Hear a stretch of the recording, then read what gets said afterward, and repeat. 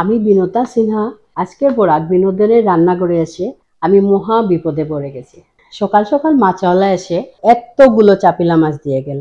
কি দিয়ে কি রান্না করব ভাবতে ভাবতে শেষ পর্যন্ত এটাই স্থির করলাম, এগুলো দিয়ে ভাপা করলে কেমন হয়। তাহলে ভাপা করতে লাগছে লাল শস্য 4 চামচের মতো, কিছুটা পোস্ত যা আগে থেকে সামান্য জল দিয়ে ভিজিয়ে রেখেছি, 1 বাটির মতো কাজু, লবণ, হলুদ গুঁড়ো 1 চামচ, তারপর জিরে গুঁড়ো 2 চামচ, ধনে গুঁড়ো 1 চামচ, তারপর লাগছে লঙ্কা গুঁড়ো 2 চামচ, আর লাগছে কয়েকটি কাঁচা লঙ্কা। লঙ্কাটা আপনার স্বাদ অনুযায়ী দেবেন। আর 2 ইঞ্চি পরিমাণ আদা আর সর্ষের তেল। আজকে রান্নাটা আমি সর্ষের তেল দিয়েই করব। প্রথমেই আমি কাজুগুলো ভেজে নেব। তার জন্য কড়াইটা চাপিয়ে দিলাম। কড়াইটা গরম হয়ে গিয়েছে। এবার 2 চামচের মতো সর্ষের তেল দিয়ে তেলটা গরম হতে দিলাম।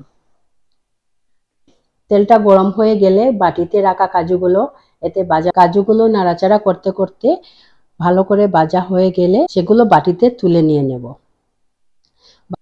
বাটিটা সাইডে রেখে কড়াইতে আরেকটু তেল দিয়ে দিলাম। তেলটা গরম হতে হতে মাছের গায়ে অল্প লবণ ছড়িয়ে দিলাম।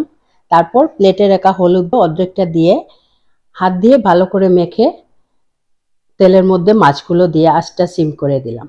এবারে মিক্সির জারটা নিয়ে তাতে একে একে শস্য, ভিজিয়ে রাখা পোস্ত, কাঁচা লঙ্কা, তারপর কেটে রাখা আদার টুকরো আর দিলাম ভেজে রাখা কাজুগুলোর অর্ধেকটা। এবারে এতে সামান্য জল দিয়ে ভালো একটা পেস্ট বানিয়ে নেব। মিক্সিটা অফ করার পর কড়াইতে ভাজতে দেওয়া মাছগুলোকে খুব সাবধানে পাল্টে নেব। যেহেতু ভাপা করব তাই মাছগুলো কড়া করে ভাজবো না, শুধু কাঁচা ভাবটা যাওয়ার জন্য সাঁতলে নেব। যখন বুঝবো সাঁতলানো হয়ে এসেছে তখন কাজু পোস্তর করে রাখা পেস্টটা এতে ঢেলে দেব। অল্প নাড়াচাড়া করে তাতে হলুদ গুঁড়ো, জিরে গুঁড়ো, ধনে গুঁড়ো, লঙ্কা গুঁড়ো ও সামান্য পরিমাণ লবণ দিয়ে দেব। এবার এতে অতি অল্প পরিমাণে জল দিয়ে দিলাম, কারণ পেস্টটা বেশি গাঢ় হয়ে গিয়েছে। হালকা আঁচে সামান্য নাড়াচাড়া করে এতে উপর থেকে একটু কাঁচা সর্ষের তেল ছড়িয়ে দিয়ে তারপর ঢাকা দিয়ে 5 মিনিটের মতো রেখে দিলাম, যাতে মাছগুলো ভালো করে সেদ্ধ হয়ে যায়। মিনিট 5 পর ঢাকা তুলে দেখে নেব রান্নাটা কত দূর কি হলো। দেখে বোঝা যাচ্ছে রান্নাটা প্রায় হয়ে গিয়েছে।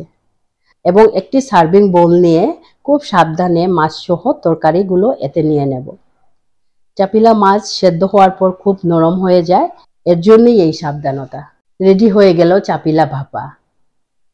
এবার শুধু একটু গার্নিশিং। প্রথমে বাউলের চারদিকে পেঁয়াজ রিং দিয়ে সাজিয়ে দেব, তারপর দেখি আর কি কি দেওয়া যায়।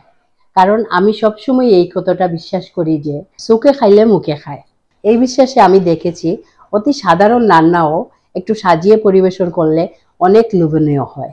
তাই আমি রান্নার থেকে বেশি গুরুত্ব দেই গার্নিশিং এর উপরে। এরপর দেব গোটা কাঁচা লঙ্কা কয়েকটি, তার উপর ছড়িয়ে দিলাম কয়েকটি কাজু। এবার এতে গন্ধের জন্য দিয়ে দেব লেবুর কচি পাতা কুচোনো। গরমের সময় লেবুর গন্ধটা খাওয়ার রুচি বৃদ্ধি করে। সবকিছু তো হলো, এবার এতে একটু ঝাঁঝালো ভাব আনার জন্য আমি দিয়ে দিলাম নিজের ক্ষেতের শস্য থেকে বের করা খাঁটি সর্ষের তেল 4 চামচ পরিমাণ। এটা না থাকলে যে কোনো সর্ষের তেলই দিয়ে দিতাম। আমার চাপিলা ভাপা খাওয়ার জন্য একদম রেডি। আমি ক্যামেরা অফ করে খেতে চললাম। টাটা।